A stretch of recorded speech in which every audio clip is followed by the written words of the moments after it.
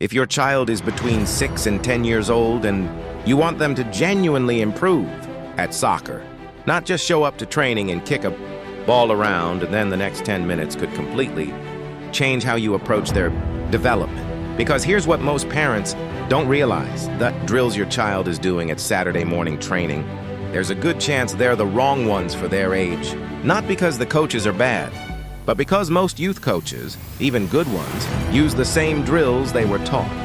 Drills designed for older, faster, stronger players.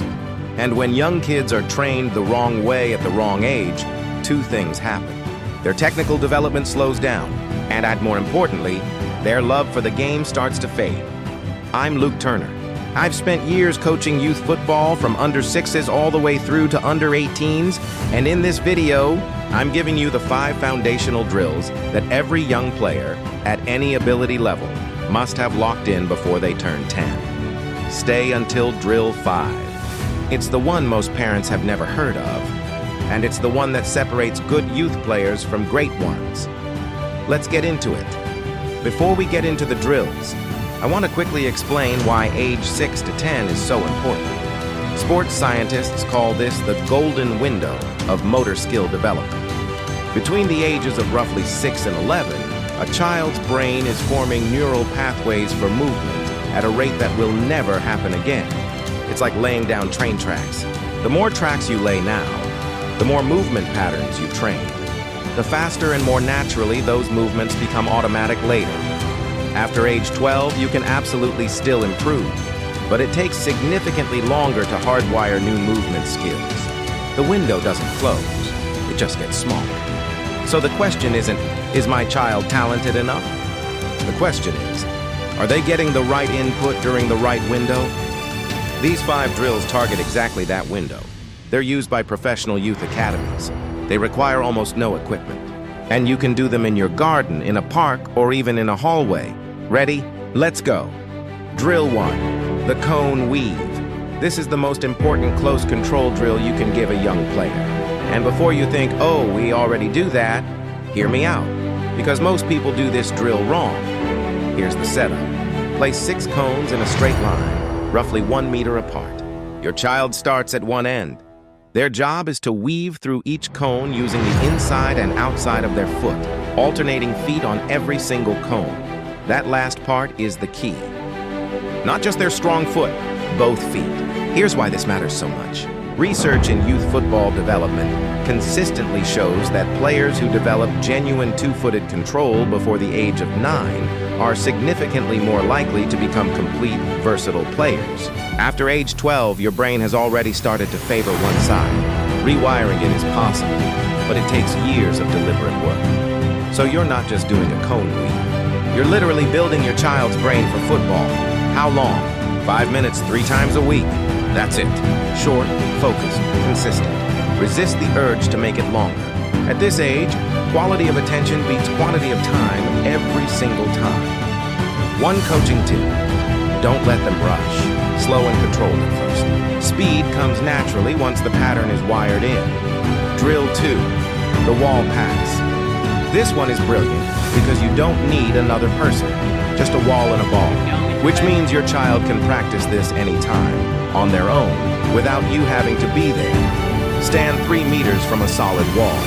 Pass the ball firmly with the inside of the foot, aiming for the exact same spot every single time.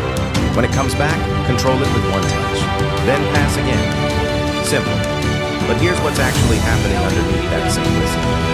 Every single repetition is training 3 things simultaneously. Passing technique, first touch, and, this is the big one, the habit of looking up before and after the pass. That last habit, head up, scan, pass, is one of the hardest things to teach older players who learn to look down at the ball. But when you build it in at age 7 or 8, it becomes completely automatic. 10 minutes per session. Alternate feet every 2 minutes. Make it competitive. Can they do 20 passes in a row without losing control? Can they beat their own record? That competitive element is important. At this age, intrinsic motivation, beating yourself, setting personal records, is far more powerful than external pressure. Use it. Drill 3, the rondo square. This is where we start adding pressure. And pressure is everything, because football is never played without it. Set up 4 cones in a square, roughly 3 meters by 3 meters. 2 players inside, 1 ball. The player with the ball tries to keep possession. The other tries to win it. If you only have 1 child, use 3 players. 2 keep, 1 chases. Or play against a parent. The point is, someone is always trying to take the ball. Rotate every 60 seconds. Keep it fast, keep it fun. What this drill is actually developing is decision-making speed. In a match, a young player has an average of about 1 second to decide what to do with the ball. That's it, 1 second. This drill is compressing that decision window over and over again until fast decisions start to feel normal. Professional academies. I'm talking about clubs at the highest level. Use rondo variations as the foundation of almost all their youth training. There's a reason for that. It works faster than almost anything else at developing football intelligence. 5 minutes of this is worth 20 minutes of unopposed drills. That's not an opinion. That's backed by the science of skill acquisition. Drill 4, the shooting gate drill. Most kids, when they get the ball near goal, do one thing. They shoot immediately. And in matches, most of those shots go wide, over, or straight at the keeper. Why? Because they haven't been trained to take a touch before shooting. Here's the drill. Place 2 cones about 2 meters apart. That's your gate. Position it roughly 8 meters from a wall or small goal. Your child starts with the ball, dribbles through the gate, takes 1 touch to set themselves, and then shoots. The rule is non-negotiable. You must go through the gate and you must take a setting touch before shooting. No exceptions. This builds what coaches call the moment of composure. That split second where a player slows down mentally, even while moving physically, and places the shot rather than blasting. Look at goals scored by technically elite players at any level. The vast majority involve a setting touch. It's not a coincidence. It's a trained habit. And this drill builds exactly that habit, at exactly the right age. Run it for 5 minutes. Alternate which side of the gate they approach from, left and right, and track how many times they score. Keep a tally. Progress is motivating. Drill 5. And this is the one I promised you at the start. The mirror drill. No ball, no cones. Just 2 people facing each other 2 meters apart. 1 person leads. They move laterally on left, right, small steps, quick changes of direction. The other person mirrors them exactly, staying directly opposite, matching every movement. 30 seconds on, 30 seconds off. Swap roles. Repeat for 3 minutes total. Now, I know what you're thinking. No ball? How is this a football drill? Here's what's actually happening.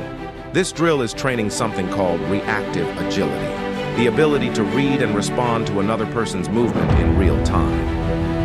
It's the exact cognitive and physical skill involved in both one-on-one, defending and attacking with the ball under pressure.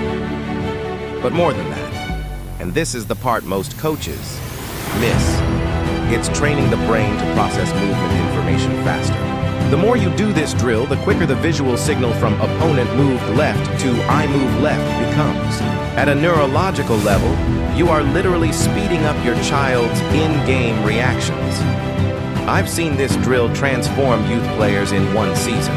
Shy, hesitant defenders who were always a step slow after 6 weeks of mirror drills, suddenly winning one-on-ones they'd never have won before. Because it's not about their feet, it's always about their brain. 3 minutes, twice a week. That's all it takes. So let's quickly recap the 5 drills. Drill 1, the cone. Weave, building 2-footed close control. During the golden window of motor development, drill. 2, the wall pass, developing first touch and the eye, head-up habit simultaneously, without needing a partner. Drill 3, the rondo swing, compressing decision-making speed under real pressure.